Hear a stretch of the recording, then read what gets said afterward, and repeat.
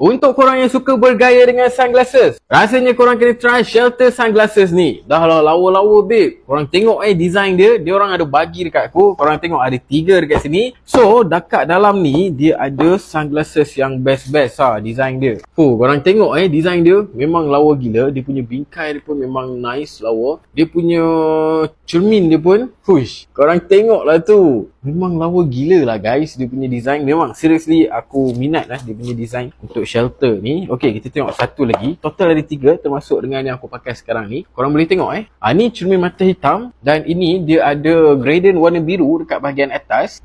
Ini gradient dia perang sikit. Dia macam warna warm sikit guys. So korang boleh tengok design dia memang cantik gila dan dia punya cermin mata memang nice lah. Dan dia bukan bagi ni je tau dalam kotak ni. Dia ada sekali dengan pouch bag untuk korang nak letak sunglasses. Dia bagi sekali dengan ni benda ni, kain dia sampai 2 guys. Dan lagi satu, bag untuk letak sunglasses. Korang boleh tengok bag dia memang nampak premium gila guys. Wah, bekas dia 3 segi babe rupanya. Okay, lepas kita keluarkan, kita guna, kita boleh lipat balik lipat masuk ke dalam dan korang boleh simpan dalam bentuk yang kecil macam ni. Rasanya korang kena check out lah. Korang kena check out dekat bag kuning sebab dia memang best, memang lawa gila.